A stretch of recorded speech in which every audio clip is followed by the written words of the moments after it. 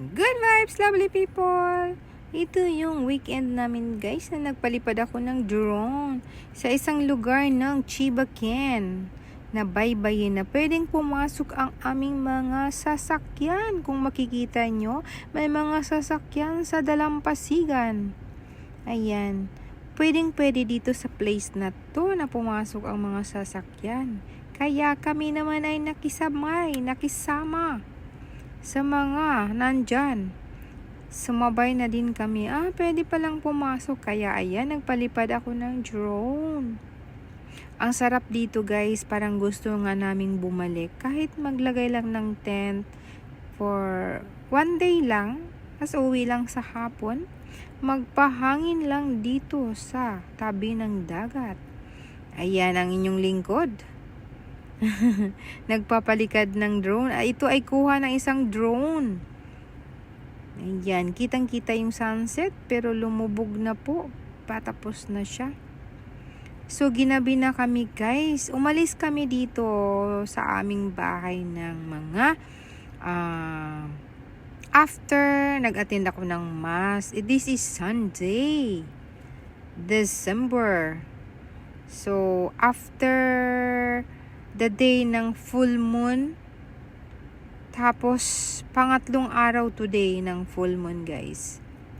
So ayan, posing akala mo naman kakaloka. Ayan, lumilipad yung drone natin, pinababa natin siya. At yan ang pag-alis namin. Yan, ganito yung biyahe namin. Kung gaano kalayo, umabot kami ng mga 3 oras bago makarating sa paparoonan namin. So, after mass, so tamang-tama guys, 10 o'clock mahigit. Stay So, with me. pagdating namin doon, bago mag-1, mag-lunch na kami. Kapag lunch na kami. So, ayan ang ating travel. Tamang ano lang kami, yung kikinig lang ng music sa car. And, nai-enjoy lang namin ang mga paligid. Dahil maganda ang panahon sa araw na ito. Kahit na malamig ang panahon. So, Chibaken ang punta namin sa Chushi. Chibaken. Ayan. Na may mga malapit din sa dagat. Pero ang pinakauna talaga namin ay kakain kami. Kaya nakarating namin sa kakainan at ito ang kakainin namin. Ang fresh na. Kay Sendong. At ito na kami. Magpapalipad na ng drone. Pero before nito guys, bago kami magpalipad ng drone, kami muna ay syempre na malengke. Pero dumaan kami sa isang lugar na ito na mayroong overlooking view na building. Kaya aakyat muna din kami dito. Akyat muna kami, panunuorin muna namin ang paligid. At may 100 steps dito bago makarating sa tuktok. Kasi walang elevator guys. Hagdan. Kaya andito na kami sa tuktok. Ayan. Diba? Mataas pa yung araw pero malapit na din lulubog yan. Tayo ka. Dating niya ay mga 3 o'clock. 3 to 4, ganyan. 3 o'clock. So, inikot-ikot muna namin dito.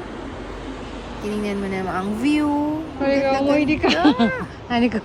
Kasi talagang parang winalis ang langit. At bumaba na kami. Tignan nyo yung hinagdahagdan.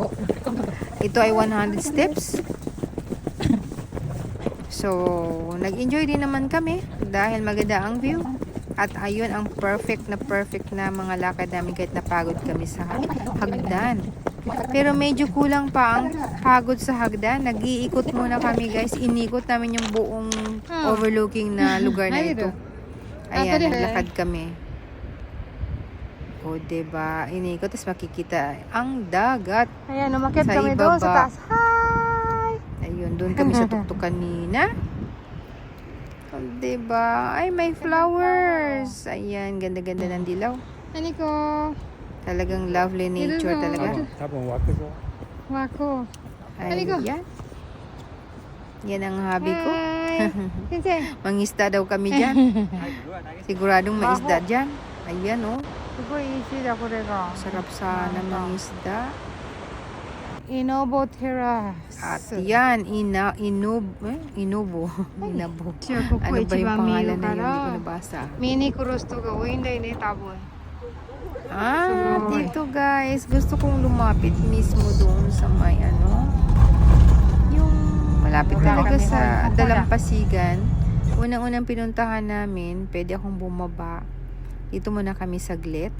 Pero dito hindi pwedeng ng drone, hindi pwedeng magpalipad. Ayan, bumaba muna ako. Gusto ko munang maramdaman baybayin kasi naalala ko ang lugar sa amin guys. Malapit din kami sa dagat kasi. Ayan, at marinig ang mga alon, ang mga sound ng alon, o diba? Anong feeling mo? Fairy? Feeling fairy daw. Ayun, nabutin ako ng balod. Agoy. Tatakbo. Ayan, ganun lang. Gusto ko lang marinig at maranasan yung sabaybayin sa amin. Umakyat na uli at patutungo na kami doon sa pwede magpalipad ng drone. Kana mama, Zoto. So, enjoy lang kayo dyan guys. Samahan nyo kami guys. Yan, napakaganda talaga ng panahon. Grabe. Yung free kang makapagpalipad ng drone, yun talaga ang pangarap ko. Kasi dito sa Japan guys, hindi lahat ng lugar ay pwede kang magpalipad basta-basta.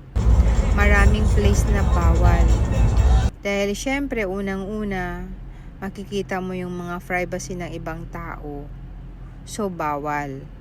Lalo na sa may mga bandang Tokyo, yan, bawal yan. Sa mga may mga building.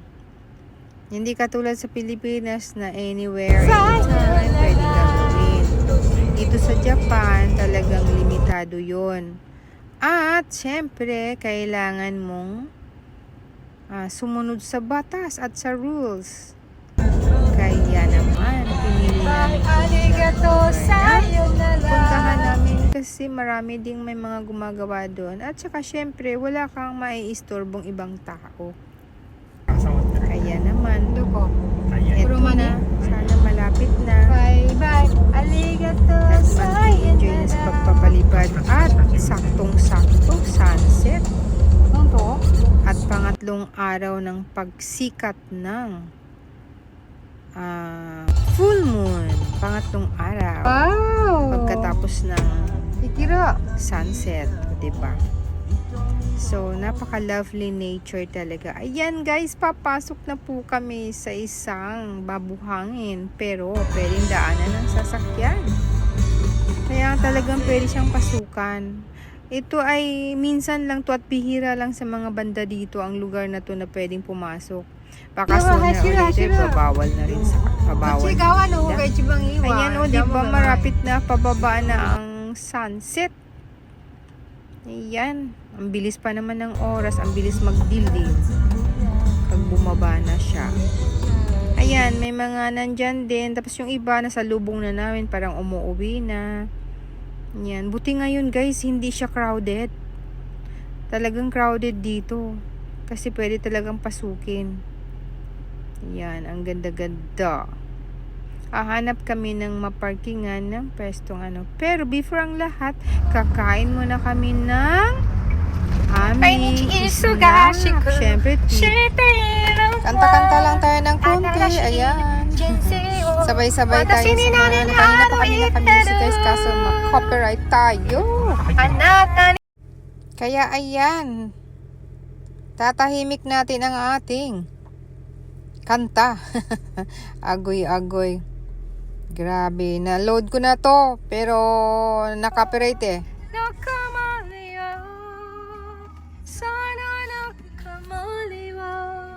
Tamang sound trip nga lang talaga eh. Kaya ayan, kumakanta-kanta-kanta.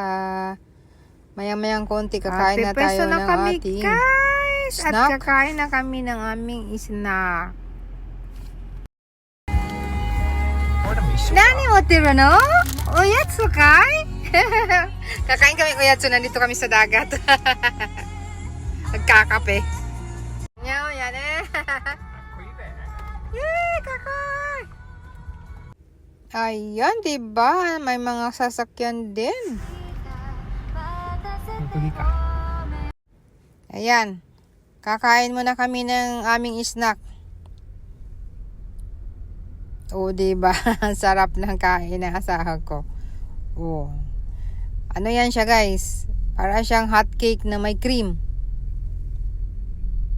Kaya, ako din ay kakain din. Sarap nito. Para siyang waffle at